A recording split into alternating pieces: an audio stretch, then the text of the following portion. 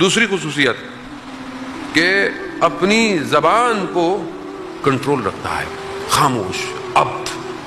کیونکہ جب یہ بولتا ہے تو ہی تو پتہ چلتا ہے یہ بندہ کس کا ہے. جب آدمی دنیا میں بول رہا ہوتا ہے، مولا متقیان حضرت علی ابن ابی طالب علیہ السلام امام کیا فرماتے ہیں؟ مین از بیہائنڈ ہز ٹنگ. انسان اپنی زبان کے پیچھے کیا ہے؟ چھپا ہوا ہے.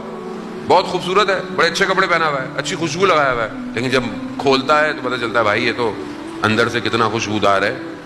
تو کیا ہے؟ زبان، خاموشی.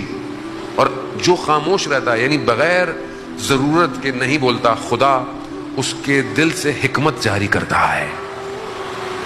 اب انسان ہر وقت بولتا رہے وہ بھی فضول. اور یہ بولنا آج کے زمانے میں زبان سے نہیں ہے. آج کل آپ کی زبان کیا ہے؟ آپ کا موبائل ہے. اب مجھے تو نہیں پتا اب آپ کہاں بیٹھے ہیں. اب آپ اگر کوئی چیز بھیج رہے ہیں، فارورڈ کر رہے ہیں، تو یہ کیا ہے؟ یہ آپ کی زبان ہے. کیا بھیج رہے ہیں؟ آپ بولے میں تو سارا دن بولتا ہی نہیں موبائل صاحب، لیپ ٹاپ پہ کمپیوٹر بیٹھا رہتا ہوں، اس پہ چیزیں فارورڈ کرتا ہے. یہ بھی بول رہا ہے. کیا بھیج رہے ہیں؟ ہر چیز نہ بھیجیں، فضول چیز نہ بھیجیں، پرانک نہ بھیجیں کسی کو خوش کرنے کے لیے. یہ ساری چیزیں انسان کے قلب میں کساوت پیدا کرتی ہیں. زبان.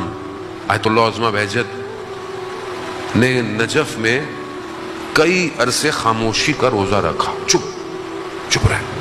تبھی آپ دیکھیں آج ان کی شخصیت، آج ان کا کمال کس مقام پہ پہنچا ہوا